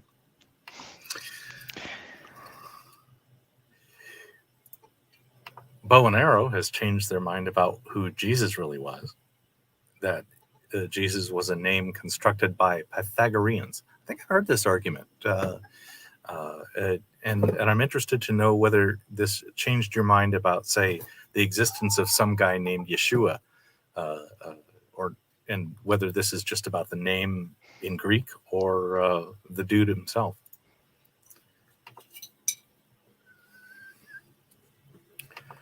Anyway, Veeral, Gomeo, do you have anything that you've learned in the last year that you could illuminate for us? There's one thing that I talked about earlier on the show, Dali.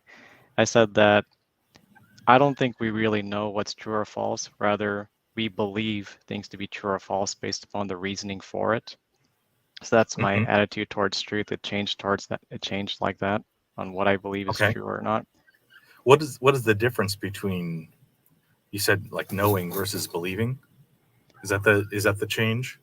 And is this a question of confidence or a question? I'm not sure I understood the distinction. Like, there's a difference between someone saying that I know this is true as opposed to saying I believe this is true. I think that we just believe things to be true based upon the reasoning that we have for a given belief. But I personally believe that there is objective truth out there. It's just that we don't know what that truth is. We just believe things to be true or false based upon the reasoning for it. Does that make better sense, Dali? Yeah. So we only have our evidence and our reasoning. How close to objective truth? Are there some fields in which we can get vanishingly close, and other fields where we really just don't even have any notion or can't have any confidence? I think one field I could think of, when you brought that up, is mathematics. Like 2 + 2 = 4. Most of us here would say that it's true, but why do we say that it's true? Like, why do we accept 2 + 2 = 4? I think it's for the same reason that we accept that you're not allowed to castle after you've moved your king. We set up a system in which that is a rule, and that system does our accounting for us. So we believe it to be true because it does our accounting right. I have a different answer that's based off of the different base methods you could use to create number systems. So, like, we work off of base 10. If we were working off of base 2, we would have to articulate that differently. Sure, but it would fundamentally still be the same, though. It would yeah. So 10 + 10 = 100. Yeah. Remember, there are 10 types of people: those who think in binary and those who don't. Gomeo, do you have anything before I put myself on the spot?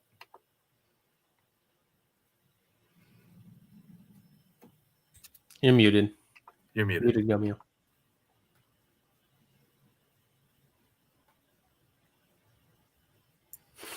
Whatever you're saying was fantastic and lovely, and I'm sorry Thanks. I missed it. I was just saying, I mentioned a couple up top, namely the spending on military defense. I changed my mind on that, and hard versus soft SE. But I'll throw another one out there that just changed recently, which was on abortion. I used to be strongly agree that women should have the right to get an abortion. And what changed my mind was actually landing on finalizing the question to, is it okay to abort a baby one day before pregnancy? And that moved me from strongly agree all the way to neutral. Wow. Okay. So I'm assuming that the notion of aborting a baby just before birth goes against something deep in you. It goes against your intuition really bad? I wouldn't say it's that deep. I mean, I think ultimately, if we're talking about weighing up the importance of the mother's life versus the baby's life, I probably lean towards the mother having more of a priority, purely because I don't, this is experiential, but I don't remember anything when I was a baby. So I don't think there would be much missed. But there is a tension in me about when do you actually call a life a life? At what point does it become a living being? And at what point is it then okay to terminate that living being? And I don't know how to square that up, which is why I'm on neutral. Thank you. Dada says, one day before delivery is not an abortion, it is birth. And yeah, I see that point. Peter says, so math isn't truly independent of your mind, and I would say I'm a mathematics fictionalist. I think math is a fiction that we made that works strangely well, and so yes. And there are other philosophical positions about math that I think might also be valid. I'm a little uncertain, but anyway, that's just my opinion on that. So I've learned a thing. Well, no, I've changed my mind about a thing in the last year or so. As an atheist, it has been my preference that theists would come to my position, that theists would lose their faith. And my reason for coming to that conclusion is I have spoken to many, many atheists, some 3-digit number, about this subject of how did they, what happened in, okay, sorry. I've spoken to many, many atheists who used to be theists. That's the majority. The majority of people who call themselves atheists used to be theists. And I have asked them about their deconversion. And for most of them, there was significant personal cost. And they report to me that at least a few years later, it's been a net positive for them. And my own experience is similar. I had significant personal cost, and it has been largely a net positive. So I would think, for their sake, not for my sake, not how they relate to me politically or anything else, for their sake, I would hope that people who are theists would deconvert. That was my position before. And now my position has become a little different. I think there is a section of theists for whom they are very invested. Their families, their professions, if they're living in a parsonage, where they live, their house, where that personal cost, I couldn't guarantee would net positive. So I think on one end of the spectrum, there are a lot of theists who I would hope, for their sake, would stay theists. I've also come to the opinion that it's largely involuntary. More than half of the people that have responded to me on this question have reported that their loss of faith was not something that they could control, that it happened when they stopped being able to maintain their faith, and like that. So I no longer desire for many theists to deconvert. I I actually have a general question I want to throw out to everyone before we finish up, which is, in what ways has the SE practice changed your life in ways you didn't see coming? And I have a response to this in my mind as well, but I'll let you guys go first.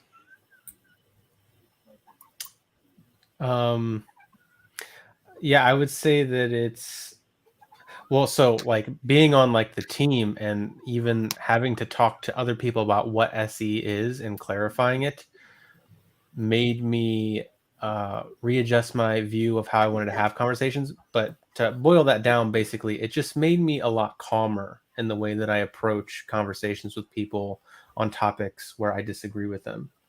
That's mainly what it's done for me, is it's made me think about rapport, and then also what the cost is when we allow our emotions to take control of us when we are having conversations with people. So that my emotions, what I think are the biggest change for me, where I'm just a lot calmer.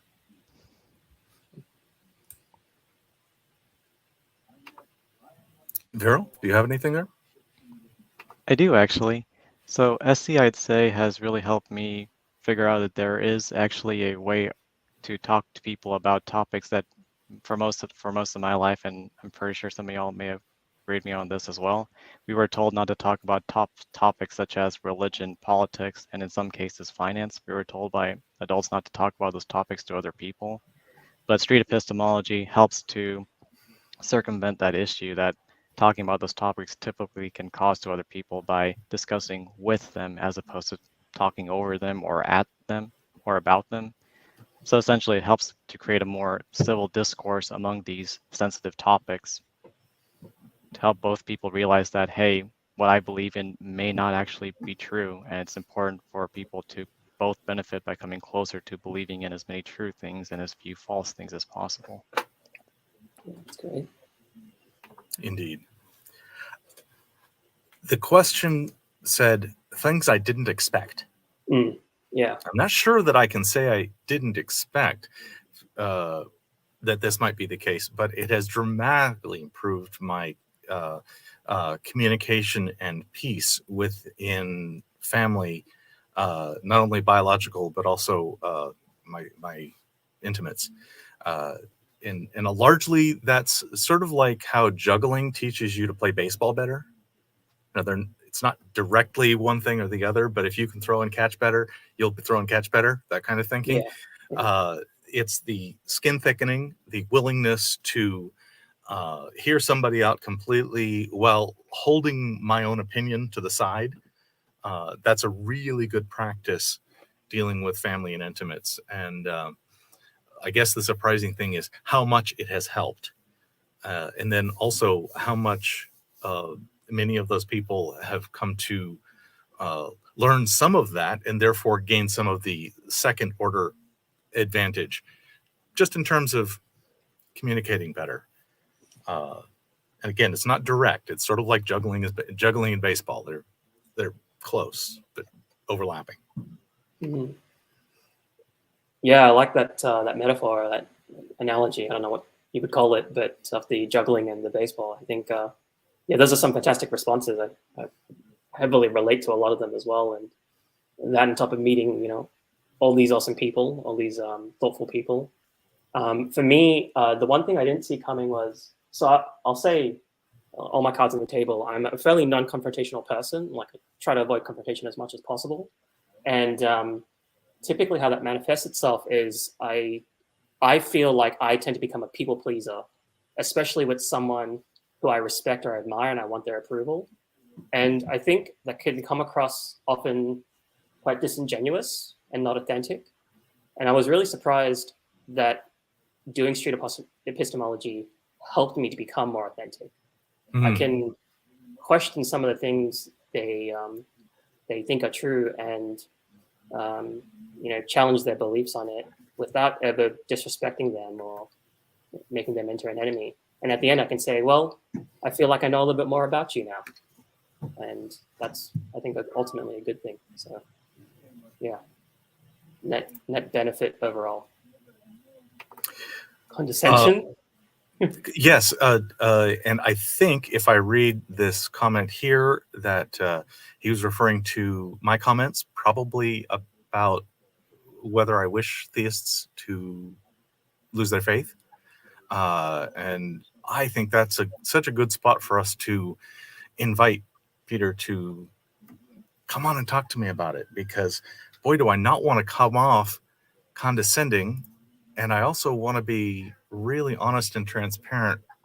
And that's a stretch.